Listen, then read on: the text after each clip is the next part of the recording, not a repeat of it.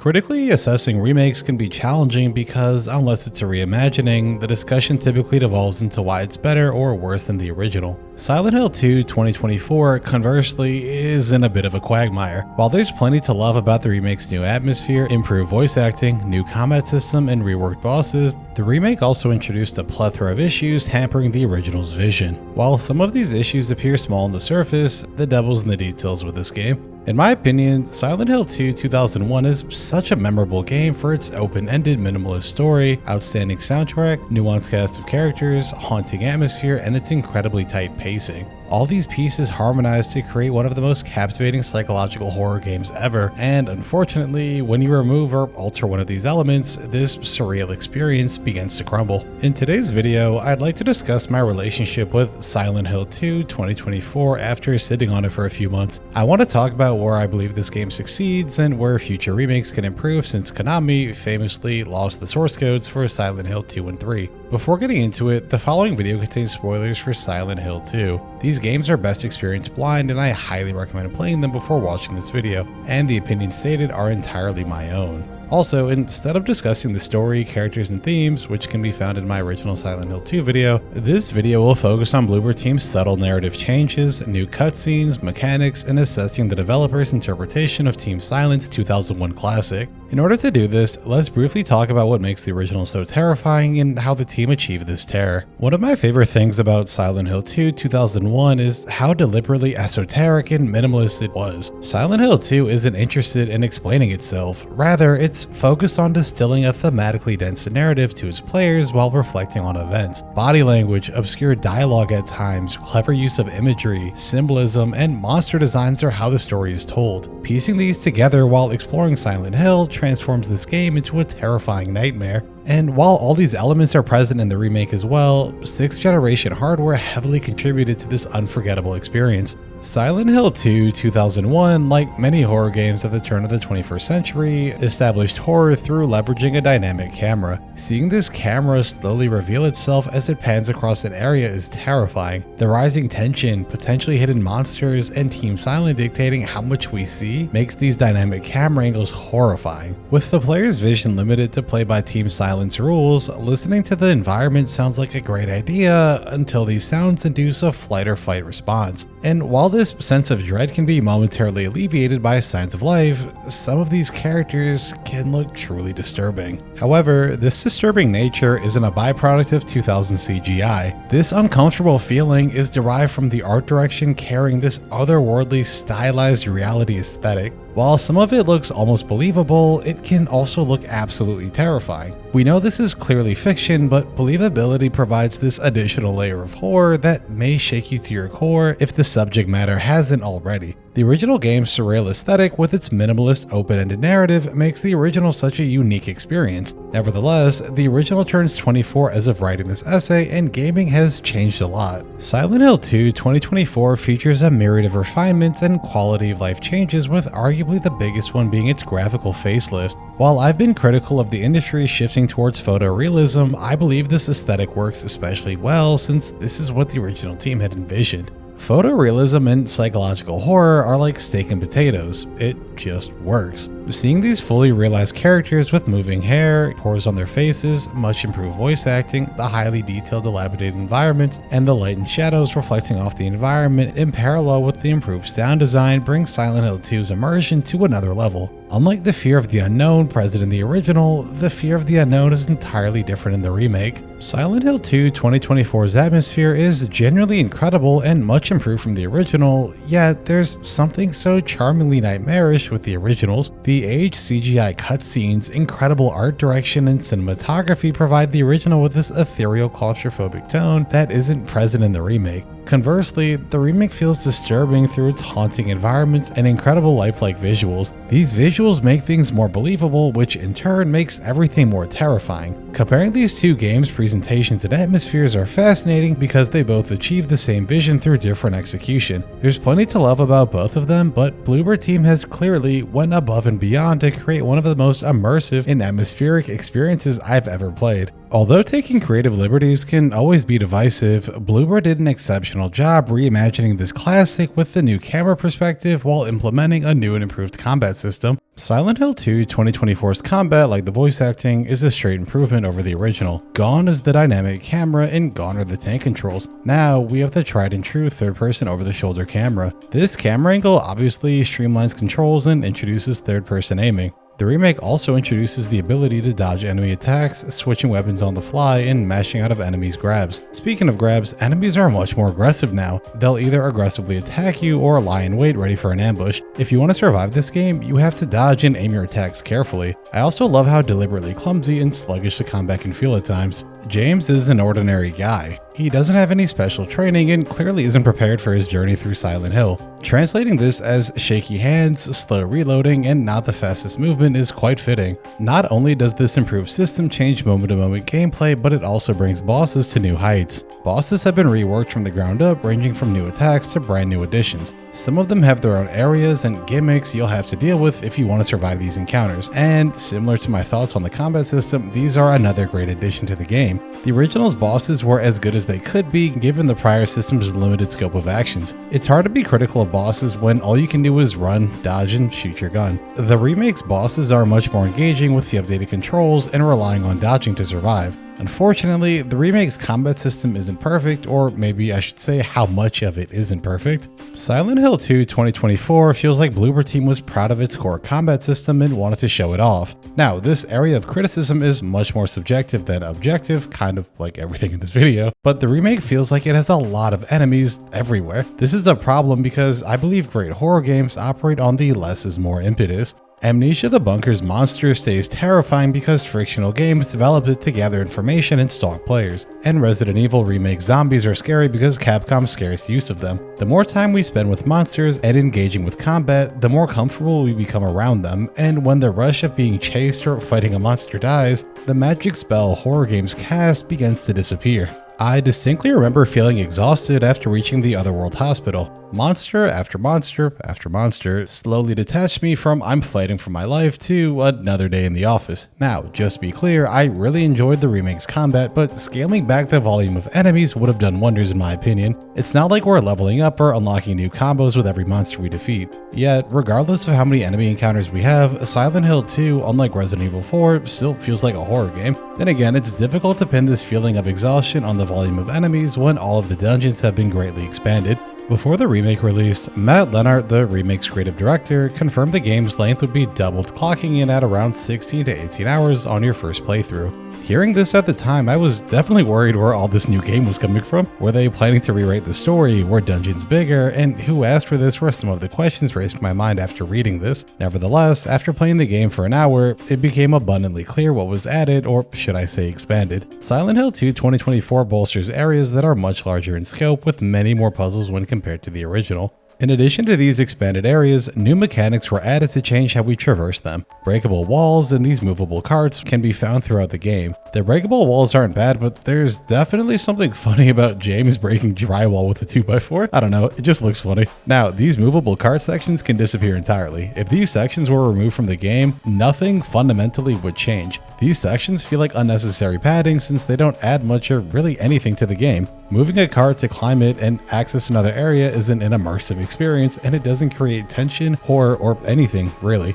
This feature feels Naughty Dog adjacent, and I'm not sure if it belongs in a horror game, but on the bright side, this is probably the biggest issue I have with these expanded areas. Overall, I love how Bloober Team took creative control when revisiting these areas. Exploring the new apartments, even with the new camera, still felt claustrophobic, and they did a great job expanding the puzzles throughout the game. The best addition by far was how they reinvented Angela's abstract daddy fight, but we'll get into that a little bit later. The only area that really felt like it dragged was the Otherworld Hospital section. When compared to the rest of the areas, which I really enjoyed, this place just felt long. I'm not sure if it was the walls, codes, enemies, or puzzles, but this place really dragged on for me, which begs the question, why were these areas expanded in the first place? My personal theory is Konami and Bloober Team assumed the community would be angry at an 8-hour game priced at $70, which probably looks even worse when you think about regional pricing. Some parts of the world have games priced at $100 or $150 equivalents in their currency, but that's a video for another day.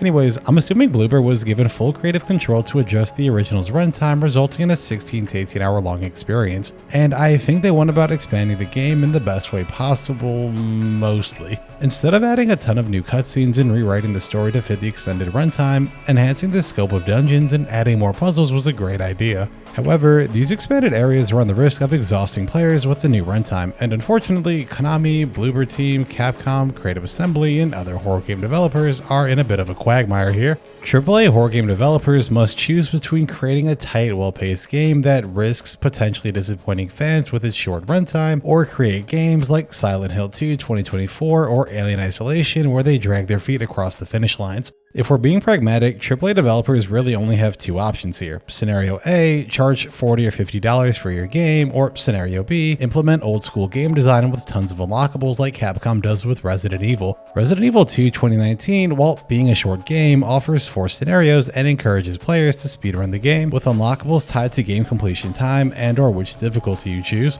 Old school unlockables outside of different endings would be a great way to preserve the original's pacing and makes the game more replayable. And while charging $40 to $50 sounds like a good solution for us consumers, Konami is a AAA studio and publisher with AAA expectations. While frictional games can survive charging $25 for Amnesia the Bunker, Konami has more staff members, a larger budget, and higher expectations for their legacy IPs like Silent Hill, Metal Gear Solid, Yu-Gi-Oh!, and Castlevania. I don't know, AAA horror games are in a tough spot given the ever-increasing size of budgets. I'm not sure if simply creating smaller budget titles are the answer, but who knows. At the end of the day, while Silent Hill 2 2024 definitely feels longer than the original, I have a hard time being critical here. I sincerely believe Bloober probably went about extending the playtime as best they could without drastically altering the original game. It's important to remember that this is a beloved classic and all the new additions were carefully vetted before being added. An area I wish received as much consideration was with how the story was executed. Before getting into it, I want to remind everyone that if you're enjoying this video, I'd really appreciate if you consider clicking that subscribe button to support the channel and consider catching the show live on my Twitch channel. Thanks for your support and back to the video. While Silent Hill 2's story is still here, I believe Bloober may have taken a few too many creative liberties with how the story was told. These reimaginings aren't all bad, but all of them don't stick the landing. The devil's in the details here, so let's start with Maria. After confronting Laura when leaving the hospital, you meet Maria on the dock.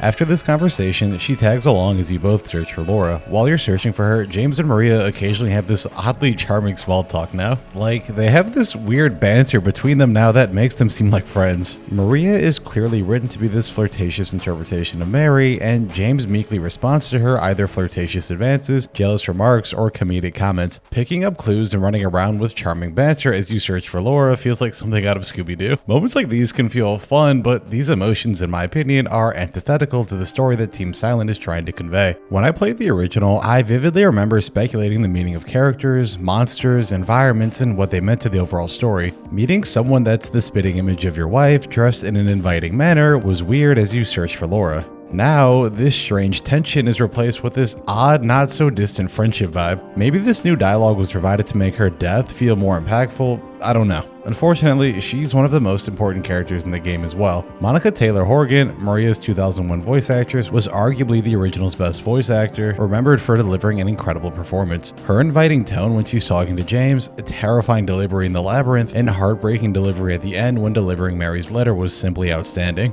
By comparison, my name is Salome Gunnarsdottir and I play Mary/Maria. Yeah, I can't pronounce that no matter how many times I tried. Never reached the highs of her predecessor. She does a great job overall, but there are a few lines that don't hit as hard as the originals. Then again, it's important to realize this is highly subjective, and I'm sure plenty of people prefer this interpretation of Maria and Mary. On the bright side, Maria's characterization is easily my biggest problem with the cast's new writing. The rest of the characters, by comparison, are either enhanced or mostly accurate to their original selves. Angela, by far, is the most improved character, which is crazy because she was so well done in the original. Angela's voice actress, Jonna Keel, did a remarkable job capturing the fear in her voice. Characters like Angela have to be tackled with grace, and I think she did an outstanding job bringing this character to new heights. Additionally, Bloober's expansion of the Abstract Daddy fight was sublime. Instead of running around in a room fighting him, the remake finds you nervously running through narrow hallways to escape Abstract Daddy. With this area being presumably Angela's childhood home, experiencing Angela's upbringing firsthand is genuinely terrifying. The TVs playing Angela's dad's voice was a horrifying addition. The unsettling reality that Abstract Daddy's only attacks being a charge and grab are emotionally haunting, and the fact that you're running towards the original 2001 boss room is nothing short of brilliant. There is more imagery in this room and throughout this encounter I'd like to discuss, but similar to the original video, the subject matter would get this video demonetized. Nevertheless, forcing players to survive Angela's past experiences and breaking them down into psychologically horrifying gameplay segments really drives home how broken this character is and how these events have lasting ramifications. Angela was already one of the best written characters in the original, and Bloober's choice of blending a gameplay segment with Angela's story is nothing short of genius. The last area of criticism I have is how some of the scenes were captured, and this can be seen when Pyramid Head kills Maria. After Maria dies in the original game, James sits there in the elevator for what feels like an eternity before summoning the courage to move on as Magdalene plays in the background. This scene worked so well because it provided players time to reflect on what transpired and puts James front and center as he emotionally makes sense of what just happened. When I first saw this scene, heard the music, saw James sitting there for what felt like an eternity and trying to understand where James's head was at, it's hard not to be moved. James, who's been looking for his wife, found someone that looked nearly identical and watched her die. Failing to protect your loved ones, not knowing if you'll see tomorrow, and losing all sense of control in your life makes this such an emotionally charged moment. And in the remake, most of this is gone. After going through a running section where you're trailing behind Maria, you appear in front of her, get in the elevator, she dies, James sits there emotionally exhausted, stands up, and Magdalene plays in the background while you stock up on items.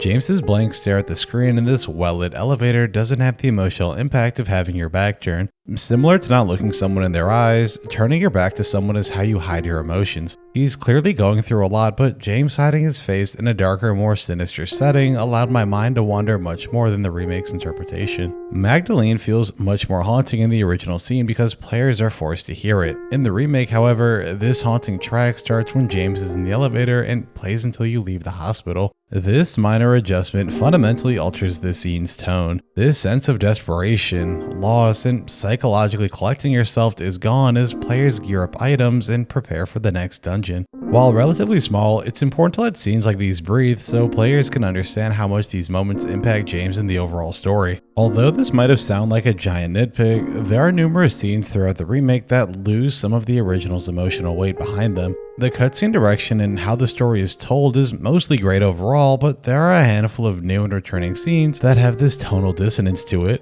Scenes like this and providing too much additional context risks breaking Silent Hill 2's minimalist narrative. One of the reasons I enjoyed the original as much as I did was because I pieced together the story and left with a unique interpretation of the events. This unique perspective allowed me to have interesting discussions with friends in the comments of the original video and maybe even change others' perspective on events. And this is why I love minimalist storytelling. Everyone has a unique point of view. And while I really enjoyed the remake's cutscenes, creative liberties, and some of the new characterizations, providing too much context or too many answers breaks this unique minimalist charm. Now, just to be clear, I'm not saying any of these scenes or the remake story is bad. Events in this game are pretty much identical to the originals, but I'd err on the side of caution of adding too much to what's already here. At the end of the day, I think Silent Hill 2 2024 is a good game and a solid remake overall. While the game does feel a bit bloated, there are too many enemies and some scenes like the original's tone, these are all minor reservations in the grand scheme of things. The new atmosphere, overall tension, incredible sound design, much improved voice acting, reworked bosses, and the new combat system makes this a serviceable way to revisit a classic. Although I'm admittedly a bit exhausted of remakes, I'd be more than happy with Bloober Team handling other Silent Hill projects going forward. Normally, this is the part of the video where I'd ask reports of the original, but if the source code is gone and the HD collection is the best we can do, I guess I really shouldn't complain about more remakes. Here's hoping they don't turn into another company who's more focused on remaking the past. Then again, Konami confirmed a brand new Silent Hill game is in full development. All in all, it's great that Silent Hill is back and everyone's talking about the franchise again instead of just YouTube video essayists and hardcore fans. Hopefully this remake is a step forward for the series and resurrects the franchise back to its legendary status. While I've only played Silent Hill 2 in the remake, I'm excited to play more and maybe cover all of Team Silent's Silent Hill games in the future. At the end of the day, I'm happy there's a version of this game I can recommend to people because Silent Hill 2 is a psychological horror classic that horror fans shouldn't miss. Alright, thanks for making it to the end of the video, really appreciate it. Also, I have no idea how I somehow left this out of the script, but Luke Roberts did an incredible job with James, and I think the original soundtrack is marginally better. Like, I think Akira Yamaoka did a good job with the new one, but I don't know, it just felt like overproduced a little bit. I don't really know how to put it. It's just, yeah, talking about music's weird. Also, huge shout out to the Domain Dwellers for supporting my creative endeavors. Please consider supporting my efforts by becoming a channel member or subscribe on Twitch, where you'll receive early video access, a special Discord role, and access to my scripts, outlines, emotes, perks, and more. A few questions for everybody before I close out the video. Do you prefer this or the original? Do you think some of the new narrative additions were strange, or was that just a me being nitpicky thing? Did the game feel too long? Is this your favorite Bloober Team game? Which Silent Hill game would you like to be remade next? Which Silent Hill is your favorite, and which one should I cover next? As always, everyone, thank you so much for watching. Feel free to join the Discord if you want to talk, where I'm very active. Follow me on Blue Sky, and be sure to like and subscribe if you enjoyed the video. I'll check in with y'all later.